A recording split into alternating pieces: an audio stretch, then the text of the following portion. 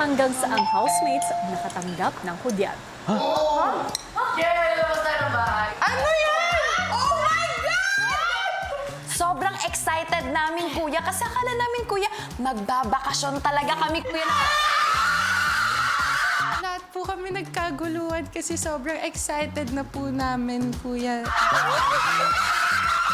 Na-excite po talaga ako kasi yung feeling po parang magbabakasyon po talaga kami, kuya. Ang housemates excited na kinuha ang kanilang mga maleta.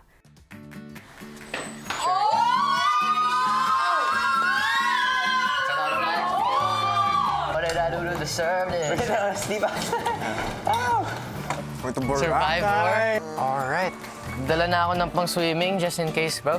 Kala ko po talaga pupunta po kami sa labas po ng bahay niyo po, kuya, at pupunta po sa amazing vacation spot.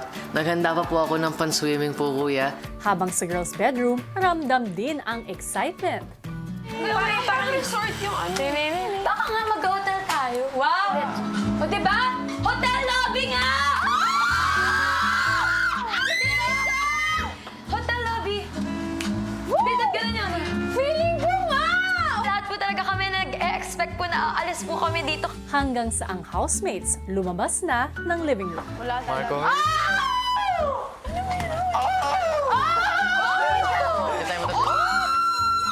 my God! Hotel lobby nga! Nagtataka po ako kung nasan ako kasi sabi ko, nasa loob pa ba tayo ng bahay ni Kuya? Para po talaga kami nasa hotel lobby po. Magandang araw at maligayang pagdating sa PBB Hotel. Kung saan ang bawat bisita ay tinatrato ng may malasakit, karangyaan at respeto. Naway maging komportable at masaya ang inyong pananatili sa PBB Hotel. Nung nakita ko na po yung PBB Hotel, kuya, napakaganda po. Parang 5-star talaga, kuya. Sobrang bango pa po. Ngunit housemates, hindi lahat kayo ay magiging bisita. Dahil ang iba sa inyo ay maninilbihan bilang hotel staff. Lela at Caprice, dahil kayo ang unang dalawang housemates na bahagi na ng Ultimate 8, kayo ang magiging hotel guests.